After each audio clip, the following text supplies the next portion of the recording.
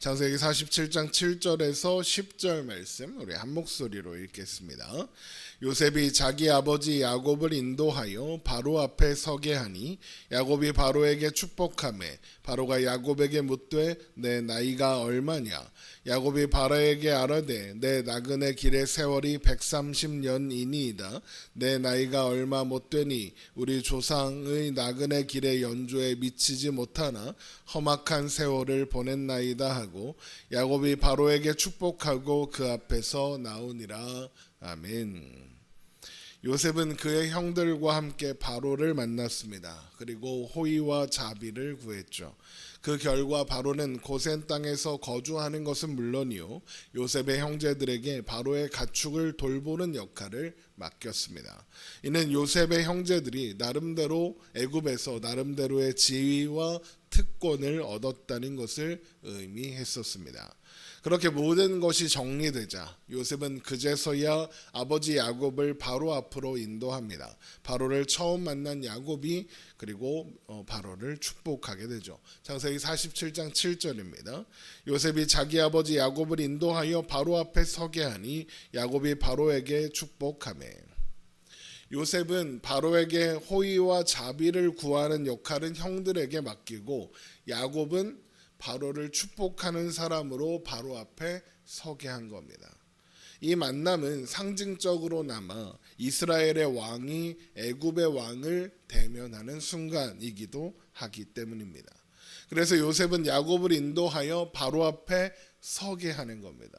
그의 형들은 바로 앞에 엎드렸었죠. 하지만 야곱은 섭니다.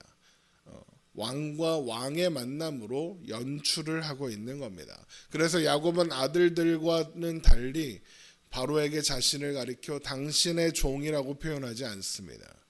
결국 야곱은 하나님께서 세우신 이스라엘이라는 나라의 대표로서 바로 앞에 당당하게 서게 되는 거죠. 그래서 바로가 야곱의 축복을 받는 겁니다. 야곱이 축복을 해줍니다. 야곱은 하나님께서 만민을 위한 복의 근원, 복 그 자체로 세우신 사람이었으니까요. 아브라함과 이삭과 야곱 모두 그런 사람이었죠. 그렇게 야곱을 대면한 바로는 그의 나이가 얼마나 되었는지 물었습니다. 창세기 47장 8절입니다. 바로가 야곱에게 묻되 내 나이가 얼마냐? 그러자 야곱은 이렇게 대답합니다. 창세기 47장 9절입니다. 야곱이 바로에게 아뢰니 내 나그네 길의 세월이 130년이이다. 내 나이가 얼마 못되니 우리 조상의 나그네 길의 연조에 미치지 못하나 험악한 세월을 보냈나이다 하고. 야곱이 살아온 130년이라는 세월은 진짜 험악한 세월이었습니다. 실로 그의 삶은 고난의 연속이었습니다. 그런데 야곱의 삶이 험악했던 이유가 무엇입니까? 그의 삶의 목표가 얻는 것, 채우는 것, 이루는 것에 있었기 때문이었습니다. 그는 모든 것을 가지고자 했고 모든 것을 지키고자 했습니다. 그리고 그것을 위해서라면 기꺼이 사기도 쳤습니다. 심지어 가족도 속였습니다. 야곱이 왜 그토록 모든 것을 가지고 싶어 했었을까요? 이 세상에서의 삶이 전부인 줄 알았기 때문입니다. 그래서 열심히 지키려고 했던 겁니다.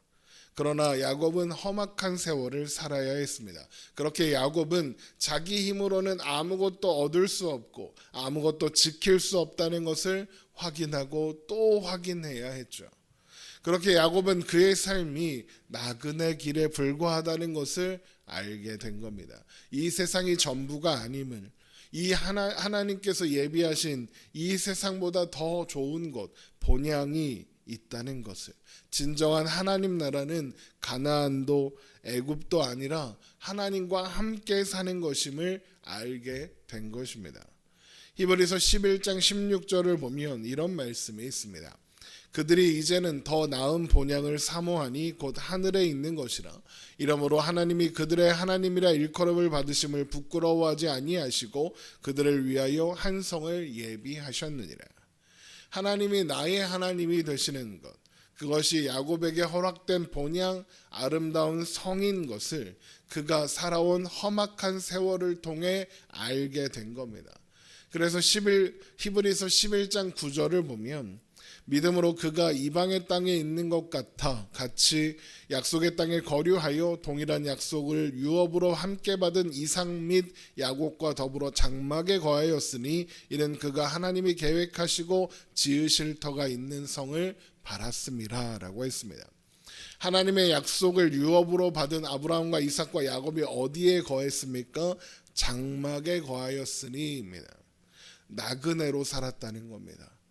이리저리 돌아다니며 살았다는 겁니다. 그렇게 장막에서 살아간 시간이, 야곱이 살아온 험악한 세월이 그로 하여금 이 세상은 나그네 길일 뿐이며 본향은 따로 있다는 것을 알게 했던 겁니다.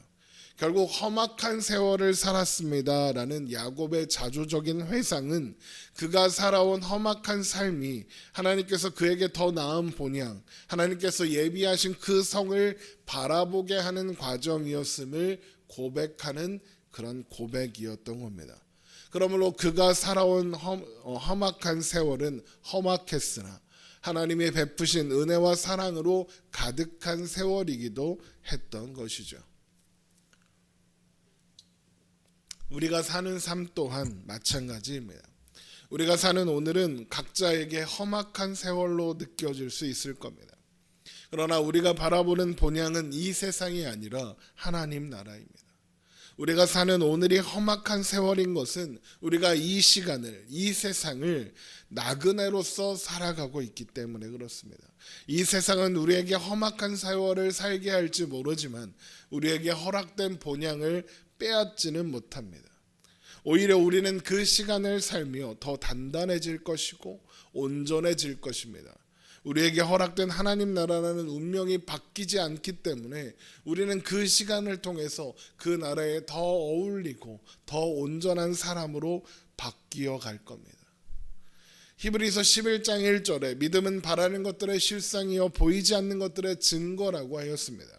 험악한 세월을 살아가는 동안에 보이지 않고 또 잡히지 않아서 불안하고 두려울 수 있습니다.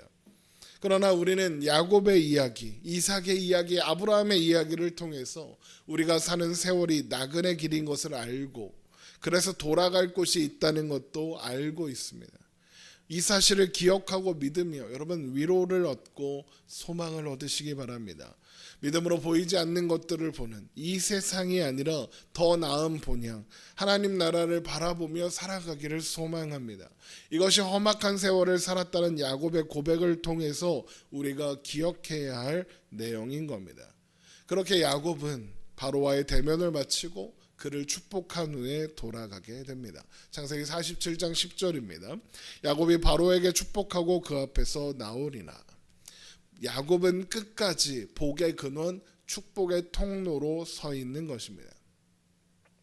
이후에 요셉은 바로의 명령대로 애굽의 좋은 땅 라암셋을 가족들에게 주어 소유로 삼게 했고 먹을 것을 공급하며 봉양했습니다. 창세기 47장 11절입니다. 요셉이 바로의 명령대로 그의 아버지와 그의 형들에게 거주할 곳을 주되 애굽의 좋은 땅 라암셋을 그들에게 주어 소유로 삼게 하고 또 그의 아버지와 그의 형들과 그의 아버지의 온 집에 그 식구를 따라 먹을 것을 주어 봉양하였더라. 라암셋은 고센 땅이 속한 삼각주 전체 지역을 일컫는 말입니다. 우리식으로 표현하면 라암셋은 경기도 같은 거고 고센은 안산 같은 겁니다. 어쨌든 그렇게 이스라엘 민족이 애굽에서 살기 시작한 겁니다. 합력하여 선을 이루시는 하나님의 인도하심으로 여기까지 오게 된 거죠. 그러면 앞으로도 그렇게 될 것입니다. 하나님께서 우리에게 허락하신 더 나은 본향을 향해서 오늘도 살아가는 우리가 되기를 주님의 이름으로 축원합니다. 기도하겠습니다.